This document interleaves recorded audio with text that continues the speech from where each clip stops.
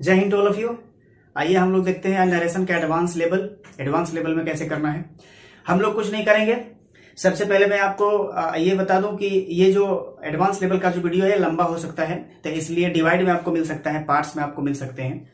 अच्छा, advance level करने के पहले, ये शुरू करने के पहले मैं आपको ये भी बता दूं कि उन सारे विद्यार्थियों के लिए बहुत बेनिफिशियल होगा ये जो तैयारी कर रहे हैं कंपटीशन की, और उस कंपटीशन की तैयारी कर रहे हैं जिस कंपटीशन में अंग्रेजी का स्कोप है और अंग्रेजी के क्वेश्चंस में जो नरेशन है उसके भी क्वेश्चन शामिल होते हैं।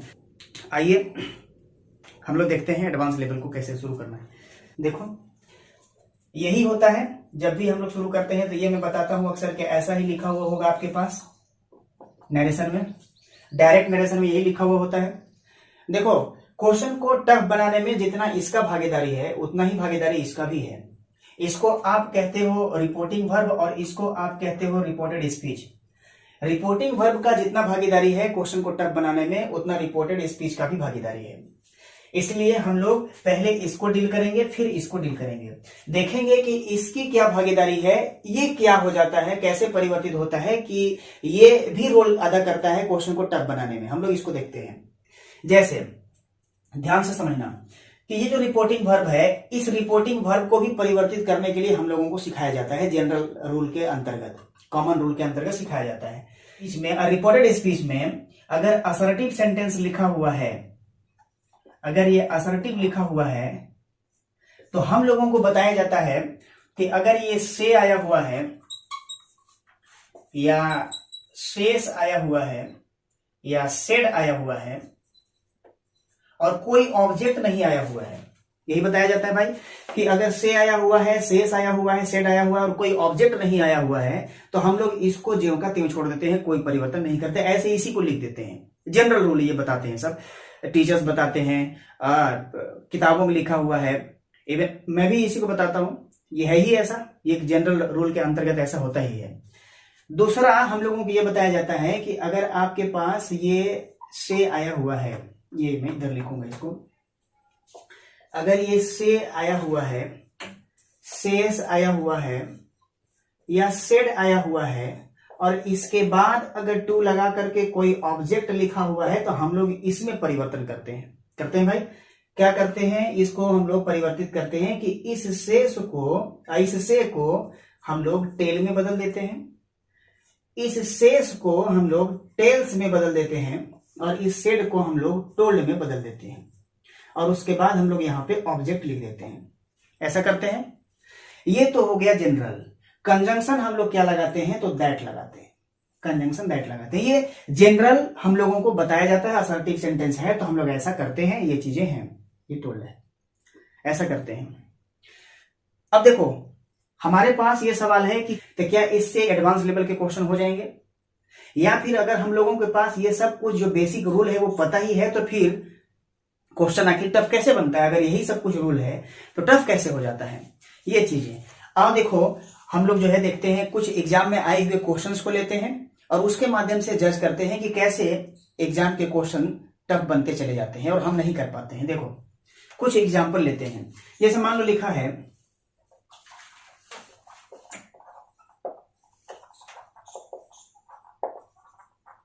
he said to him, I assure you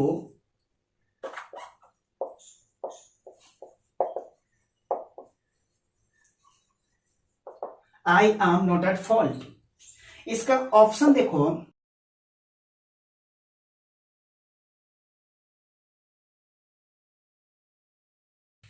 इस तरह से लिखा है। ऑप्शन को गौर करो।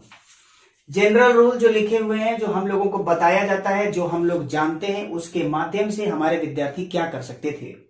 बताया गया है कि सेट टू आया हुआ है, ऑब्जेक्ट आया हुआ है, तो उसे हमको टोल्ड में बदलना है।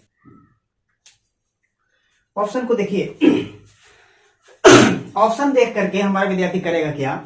सबसे पहले हमारा विद्यार्थी सेट टू को देखेगा, ये हिम को देखेगा, और उसके बाद सोचेगा कि सेट टू को हमको इस टोल्ड में बदलना है।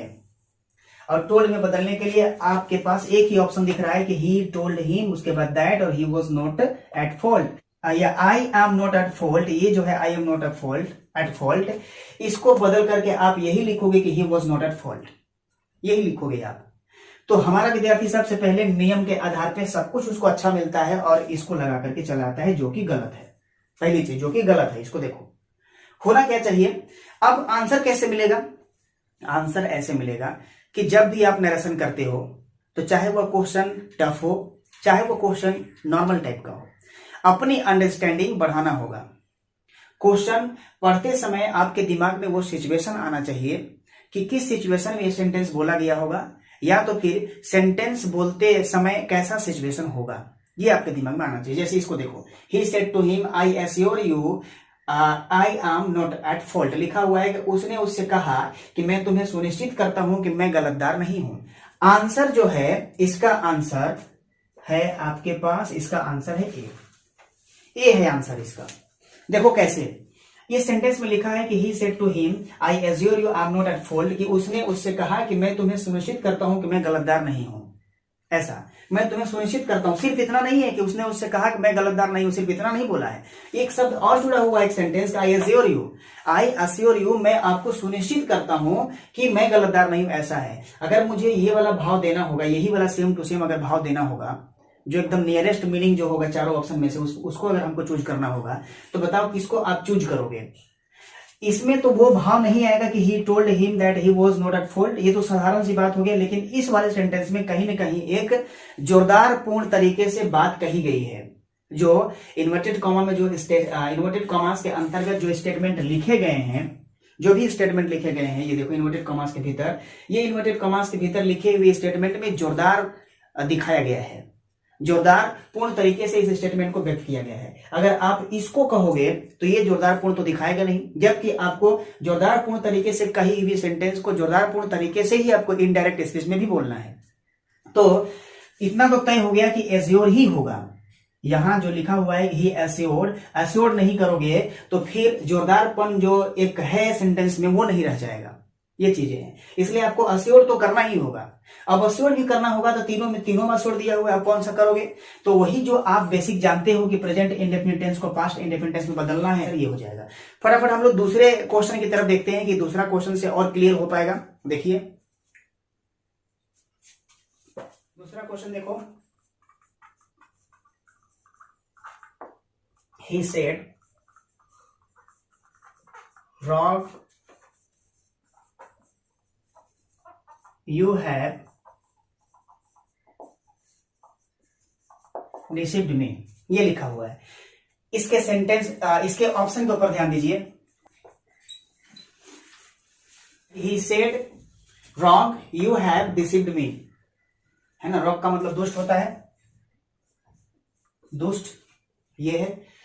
तो अब इन चारों ऑप्शन को देखो और जनरल रूल लगाने का प्रयास करो, जो हम लोग जनरल रूल जानते हैं। साधारण वाक्यों को इनडायरेक्ट नरेशन में बदलने के लिए जो हम लोग जनरल रूल जानते हैं, उस जनरल रूल के माध्यम से इसको खोजने का प्रयास करो। आप बड़ा मुश्किल में पड़ जाओगे इसको जनरल रूल के माध्यम से आंसर करने में। क्यों? क्योंकि आपको पता है कि अगर सेट आया हुआ है तो हम नहीं बदलते हैं। जनरल रूल में बताया गया है कि अगर ऑब्जेक्ट नहीं है तो नहीं बदलते हैं, सेट को सेट में ही लिखते हैं। यहां आपको कहीं भी सेट नहीं दिखाई देगा। दूसरी चीज, आपको बताया गया है कि अगर ये लिखा हुआ है कि you have deceived me, present perfect tense लिखा हुआ है, तो आपको इसको पास्ट परफेक्ट टेंस में बदलना पड़ता है, जो आपको कहीं भी दिखाई नहीं देगा पास्ट परफेक्ट टेंस, है ना। तीसरा चीज कि आप जानते हो कि अगर असर्टिव सेंटेंस लिखा हुआ है तो आप दैट कंजंक्शन लगाते हो, कहीं भी आपको दैट कंजंक्शन नहीं दिखेगा। यानी कि पूरी तरह से ये एग्जाम में आया हुआ क्वेश्चन ऐसा है कि आपके पास जो भी जनरल रूल है वो सारे के सारे फेल हो जा रहे हैं। अब बिना इस सेंटेंस को समझे हुए और इन चारों ऑप्शंस पे विचार किए हुए अगर आप चाहोगे कि लगा ले, तो अब तो पूरा रूल ही फ्लॉप हो गया ना। आप कैसे लगा पाओगे? इसके लिए आपको तो इसको भी समझना पड़ेगा, क्वेश्चन को भी, और उसके ऑप्शंस को भी समझना पड़ेगा। और जो सबसे नियरेस्ट मीनिंग देने वाला होगा इनडायरेक्ट नरेशन में भी, आप उसको चूज करोगे। पहला आप करोगे क्या? एक चीज तो आपको पता होगा कि अगर आपके पास इन्वर्टेड कॉमा के भीतर, कहीं भी इन्वर्टेड कॉमा के भीतर, अगर पूरी चाहे जितना लंबा सेंटेंस लिखा गया है, अगर इन्वर्टेड कॉमा के भीतर आपके पास फर्स्ट पर्सन और सेकंड पर्सन अगर लिखा हुआ है, तो क्या आप उसको बिना बदले हुए कभी भी इनडायरेक्ट नरेशन लिखते हो? असंभव, कभी नहीं लिख पाते हो आप। जब भी आप इनडायरेक्ट नरेशन लिखोगे तो जो भी फर्स्ट पर्सन आया हुआ है और सेकंड पर्सन आया हुआ है इन्वर्टेड कॉमा के भीतर, आप करते क्या हो कि उसको जरूर बदलते हो। फर्स्ट पर्सन को सब्जेक्ट के अनुसार और सेकंड पर्सन को ऑब्जेक्ट के अनुसार। ये मतलब जनरल रूल में ये बताया जाता है और ये सब लोग जानते हो, मैं मान के चलता हूं सबको ये आता होगा ये बदलने। अच्छा, अब बताइए कि अगर ये बदलना है तो जहां जहां यही रूप अगर हमको दिखाई दे गया ऑप्शन में, तो उसके आंसर होने की पॉसिबिलिटी तो पूरी तरह से खत्म हो गया। जैसे यहां देखो, एक यहां दिख गया, मी का मी में ही लिखा हुआ, यानी ये गलत हो गया। एक यहां दिख गया, मी को मी में ही लिखा हुआ, ये भी गलत हो गया। अब आपके पास ए वाला बचा है और सी वाला बचा है आंसर के रूप में।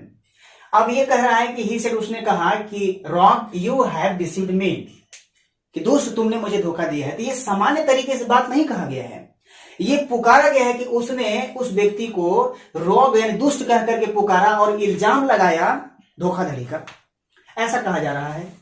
तो ये पूरी तरह से इस सेंटेंस का भाव इन चारों में से, अब तो चारों में से दो तो हट ही गया है ना, दो ही बचा है, तो दो में से कौन सा बेहतर जवाब देगा आपको। यहां लिखा है कि ही टोल्ड हिम, ये तो सामान्य कथन की बात है, जबकि ये सामान्य नहीं रह गया है। इस वर्ड की वजह से अब एक जो है कह करके पुकारने वाली बात है। अब टोल्ड तो कह ही नहीं सकते हो, जब भी कहोगे तो कॉल्ड ही कहोगे।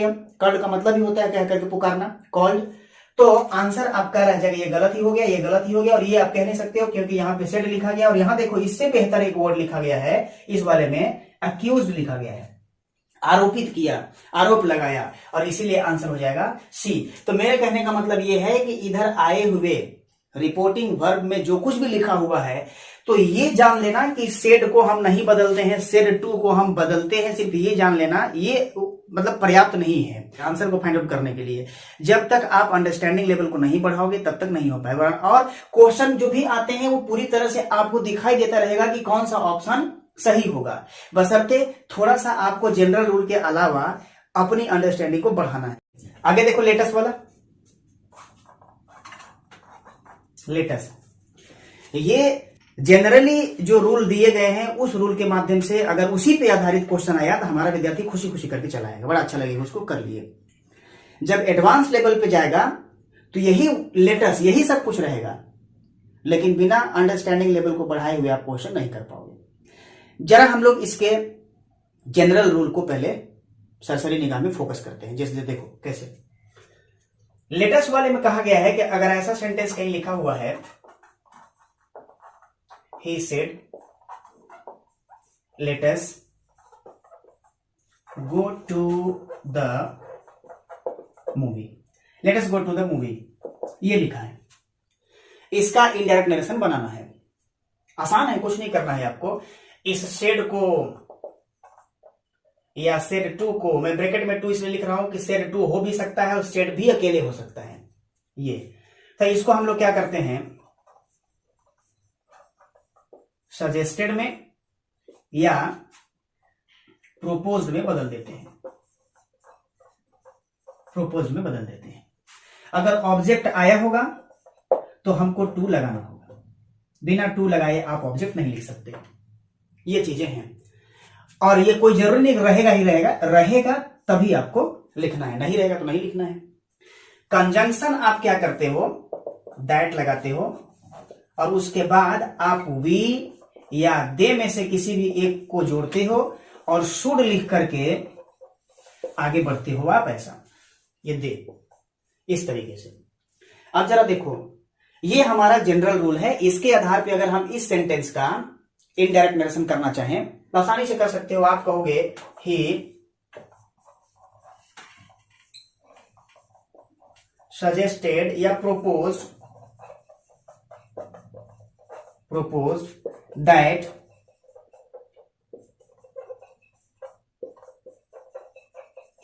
they should go to the movie। कोई प्रॉब्लम है क्या भाई? आराम से हो गया। क्यों भाई लोग, कोई प्रॉब्लम है? आसानी से आप जनरल रूल जानते हो, आपके दिमाग में जनरल रूल है और आप उस जनरल रूल का प्रयोग करते हो, आसानी से आप क्वेश्चन का आंसर पे पहुंच जाते हो, जो बिल्कुल सही है ना। दूसरा देखो इसी पे, I said to Deepa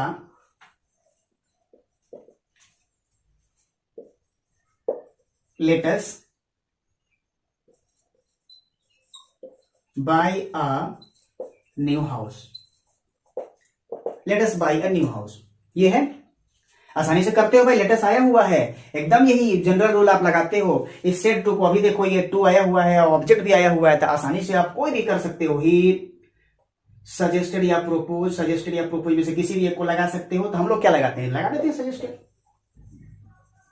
I suggested to Deepa that we should buy a new house, ये हो गया। कोई प्रॉब्लम नहीं भाई, एकदम बिल्कुल सही आपने लिखा है, सही नरेशन, इनडायरेक्ट नरेशन है भाई। ऑब्जेक्ट था यहां पे, ऑब्जेक्ट आपने लिखा, टू आपने लिखा, कोई प्रॉब्लम नहीं है। जरा देखो, एक अंतर दिखाई दे रहा होगा कि यहां पे हमने वी लिखा है और यहां पे हमने दे लिखा है। कहां पे, यहां पे हमने दे लिखा है। ऐसा क्यों? वी और दे दोनों में से किसी को भी आप लगा सकते हो, लेकिन यहां पे जो है एक कंडीशन है। चार ऑप्शन रहे, चारों ऑप्शन में से दो जगह ऐसा रहे कि एक जगह वी रहे, एक जगह दे रहे, एक जगह वी रहे, ऐसा रहे। तो उस समय क्या करना होता है कि अगर आपके पास ये रिपोर्टिंग वर्ब में कोई भी यहां पे या तो यहां पे कहीं भी अगर फर्स्ट पर्सन मौजूद है, तो आप यहां जो लगाते हो वी लगाते हो, फर्स्ट पर्सन मौजूद रहेगा तब।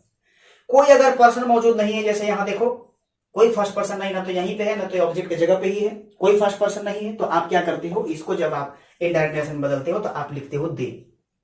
समझ में आ गया होगा कि अगर रिपोर्टिंग वर्ब में फर्स्ट पर्सन रहेगा तो आपको वी में बदलना है, यानी वी लिखना है, और अगर नहीं रहेगा कोई भी फर्स्ट पर्सन तो आपको दे लिखना है। फर्स्ट पर्सन में वी भी हो सकता है, आई भी हो सकता है, आप इस चीज को जानते हो।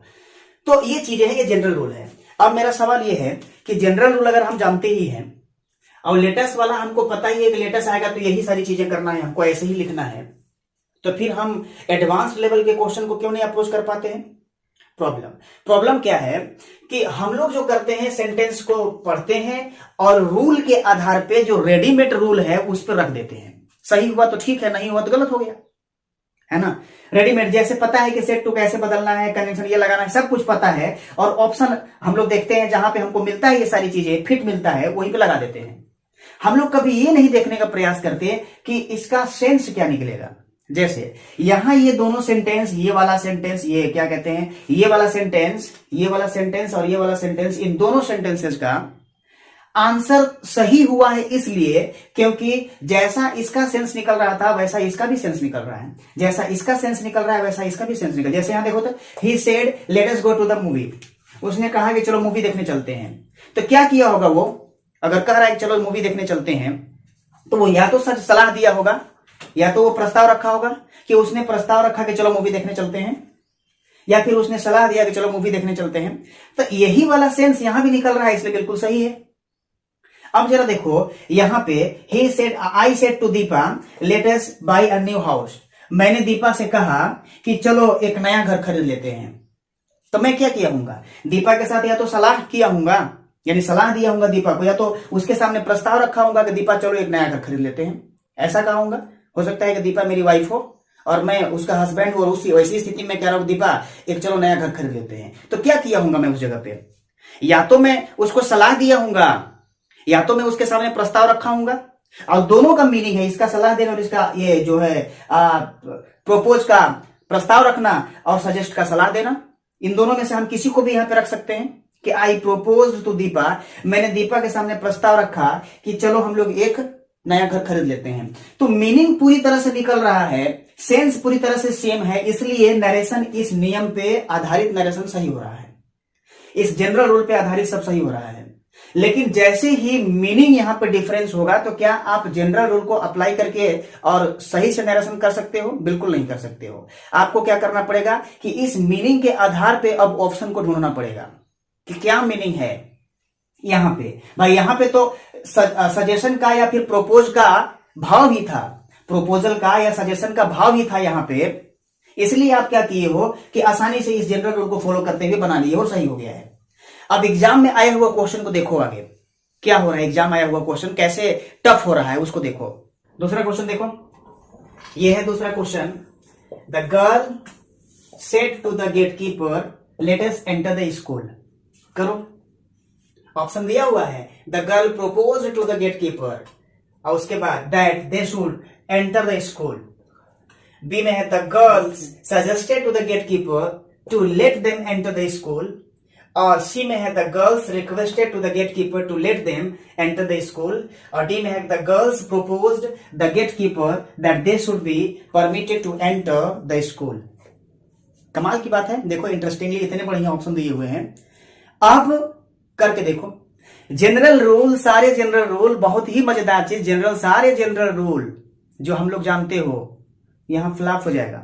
एग्जाम का क्वेश्चन है ये, यहां फ्लॉप हो जाएगा सारे के सारे जनरल रूल। अगर आप जो जनरल रूल लगाते हो, जो करते चले आते हो कि लेटेस्ट देखे नहीं, हमको लेटेस्ट बताया जाता है, हमें क्या बताया जाता है कि लेटेस्ट देखो और लेटेस्ट के बाद आप शुड लगाओ, वी या दे लगाओ, प्रोपोज्ड या सजेस्टेड में बदलिए। देखो ना भाई, प्रोपोज भी आया है और आपके पास सजेस्टेड भी आया है, करिए, या तो आप इसको करोगे या तो आप इसको करोगे, क्योंकि रूल रटा हुआ है कि या तो प्रोपोज में बदलोगे या तो सजेस्टेड में बदलोगे, इसके अलावा कुछ देख ही नहीं सकते हो। जरा सोचो, इस सेंटेंस में देखो, बोलो इस सेंटेंस को और उस सिचुएशन में जाने का प्रयास करो कि किस सिचुएशन में ऐसा सेंटेंस बोला गया होगा। वहां जो लेटेस्ट था वहां प्रोपोजल था, वहां सजेशन था। अभी इसके पहले वाला सेंटेंस में वहां प्रोपोजल था, वहां सजेशन था, इसीलिए प्रोपोज्ड और सजेस्टेड लिख करके हम आसानी से आंसर कर ले रहे थे। यहां भी प्रोपोज है क्या, देखो तो, the girls propose to the gate keeper. लड़कियां जो है ये गर्ल्स है, देखो गर्ल्स है ना, गर्ल्स है कि girls propose to the gate keeper that they should enter the school. लड़कियों ने गेट कीपर को प्रोपोज किया कि उन सबों को स्कूल में प्रवेश करना चाहिए। इस गेट कीपर को भी, जो ये गेट कीपर है, उसको भी स्कूल में प्रवेश करना चाहिए कि उसको वहीं पे गेट पे ही खड़े रहना चाहिए, है ना। थिंक ऑफ इट, थोड़ा सा दिमाग चलाओ कि गेट कीपर जो है वो स्कूल में अंदर जाने के लिए है, वहीं पे रहने के लिए है। लेकिन इस सेंटेंस में यही कहा जा रहा है कि लड़कियों ने प्रोपोज किया, प्रस्ताव रखा गेट कीपर के सामने कि चलो हम लोग क्या करें, स्कूल में चलें, यानी कि गेट कीपर भी साथ में चले। क्या भाई ऐसा सिचुएशन है, गेट कीपर भी साथ में चलेगा? जबकि यहां कह रहा है इस सेंटेंस में कि लड़कियों ने गेट कीपर से कहा कि हम लोगों को स्कूल में प्रवेश करने दो, है ना, कि हमें स्कूल में जाने दो। कैसा सिचुएशन होगा जरा सोच के देखो, इमेजिन करके देखो तो। गेट कीपर खड़ा होगा, है ना, स्कूल के गेट पे गेट कीपर खड़ा होगा, लड़कियां आई होंगी और फिर कहे होंगे उससे कि भैया जाने दो हम लोगों को। ऐसे ही नहीं किए होंगे, आदेश है जाने दो, ऐसा किए होंगे? ऐसा तो है नहीं। या फिर सलाह दिए होंगे कि हम लोगों को स्कूल में जाना है, सलाह दिए होंगे कि तुम खड़े रहो, हम लोगों को जाना है, यहीं पे खड़े रहना। ऐसा देखो, बहुत मजेदार चीज है यहाँ पे। जब तक आप अंडरस्टैंड नहीं करोगे, सेंटेंस के भाव को नहीं समझोगे, तब तक आप जनरल रूल से काम नहीं चला सकते हो। हर जगह यही है एडवांस लेवल, इसी को कहते हैं एडवांस लेवल। देखो आप, इस सेंटेंस में लड़कियां जब आई होंगी गेट कीपर के सामने, तो चाहे वो गेट कीपर ही क्यों ना हो, रिक्वेस्ट ही की होंगी कि हम लोगों को अंदर जाने दो, ऐसा ही कहे होंगे। और जब ऐसा कहे होंगे तो जो हम लोग सीखते हैं कि लेटेस्ट जो आएगा तो कभी रिक्वेस्ट नहीं करना है, लेटेस्ट आएगा तो प्रोपोज करना है, सजेस्टेड करना है, वो पूरी तरह से फ्लॉप हो रहा है। और अभी आंसर रिक्वेस्ट वाला होगा, ना तो ये वाला होगा, ना तो ये वाला होगा। अभी देखो यहां लिखा है कि the girls requested the gate keeper. Requested के बाद कभी टू भी नहीं लगता है, ये भी एक सवाल है स्पॉटिंग एरर का, कि the girls requested the gate keeper to let them enter the school. यानी इंपरेटिव सेंटेंस में आप क्या करते हो कि टू लगा करके और बाकी की चीजों को लिख लेते हो, कोई प्रॉब्लम नहीं होता है आराम से। ये भी इंपरेटिव के अंतर्गत ही आने वाला सेंटेंस है, लेट वाला भी। तो चाहे टू लिख करके लिखो, चाहे दैट लिख करके शुड लगा करके करो। सलाह दिया जाने वाला, प्रस्ताव रखा जाने वाला बात होगा तो आप शुड लगाते हो। और यहां रिक्वेस्ट कर रहे हैं लड़कियां गेट कीपर से कि हम लोगों को अंदर जाने दो। ये देखो देम में आ गया है, बदल गया है। क्यों देम में हुआ? क्योंकि आपको पहले मैं बता चुका हूं और बार बार बताता हूं कि अगर इन्वर्टेड कॉमा के अंदर कभी भी फर्स्ट पर्सन या सेकेंड पर्सन लिखा हुआ है तो बिना चेंज किए उसको तो इनडायरेक्ट नरेशन में लिख ही नहीं सकते हो। ये पॉइंट तो बिल्कुल नोट करके रखना चाहिए आपको कि अगर फर्स्ट पर्सन आया हुआ है या सेकेंड पर्सन आया हुआ है कहीं भी, तो बिना उसको चेंज किए हुए इनडायरेक्ट नरेशन में हम नहीं लिख सकते। ये बात आपको जानना चाहिए। ठीक, तो आंसर हो जाएगा सी। ये भी नहीं होगा अगर इसको तुम सोचोगे कि द गर्ल्स प्रस्ताव रखे होंगे लड़कियां गेटकीपर के सामने कि उन लोगों को परमिशन दिया जाए जाने के लिए। ठीक है, आप कर सकते थे, मान लो कि ये वाला ऑप्शन ना होता तो ये वाला होने की संभावनाएं थी कि ठीक है हम कर लेते हैं, लेकिन तब भी इसमें देखो तो कहां गड़बड़ी है गड़बड़ी। क्या गड़बड़ी है कि यहां प्रोपोज्ड के बाद प्रीपोजिशन नहीं लिखा गया है, जबकि आपको टू लगाना पड़ेगा तभी आप एक ऑब्जेक्ट लिख सकते हो, तो ऐसे भी ये गलत हो गया ग्रामेटिकली। तो सही आपका सी वाला ऑप्शन है जो पूरी तरह से सही है। ठीक, अगला क्वेश्चन देखो इसी तरह का। The accused said to the judge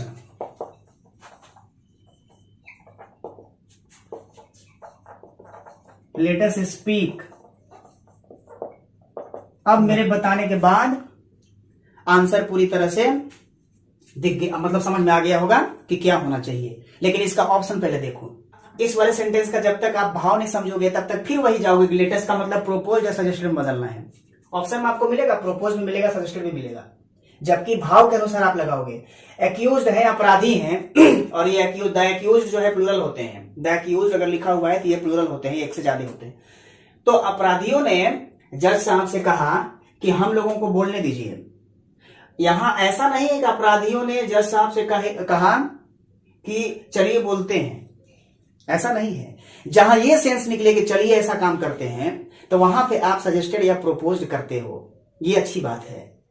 लेकिन जहां ऐसा निकले कि हम लोगों को बोलने दीजिए तो वहां तो फिर रिक्वेस्ट है, और रिक्वेस्ट वाला आपको दिखाई दे रहा होगा कि यहां दिखाई दे रहा होगा कि ये है कि द एक्यूज्ड रिक्वेस्टेड द जज that they should be allowed to speak या they should be permitted to speak. इस तरह से आंसर डी हो जाएगा। अब बात बाकी बड़ा अच्छा लगेगा सब। रूल पे जो जनरल रूल हम लोग जानते हो उस पे एकदम फिट बैठेगा, यही तो प्रॉब्लम है।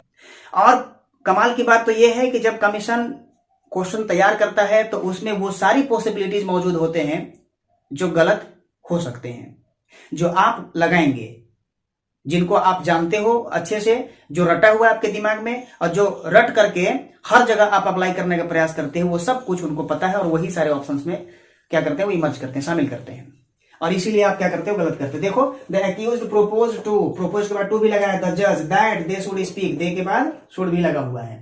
कोई भी यहां फर्स्ट पर्सन नहीं दिख रहा है इसीलिए दे लगा हुआ है। आराम से विद्यार्थी ए को लगा करके आ सकता था, जबकि भाव अब ये नहीं है, लेटेस्ट रहने के बावजूद भी भाव ये नहीं है कि हम लोग चलो ऐसा करें, ऐसा वाला भाव नहीं है। अब यहां है कि करने दिया जाए, बहुत अंतर है।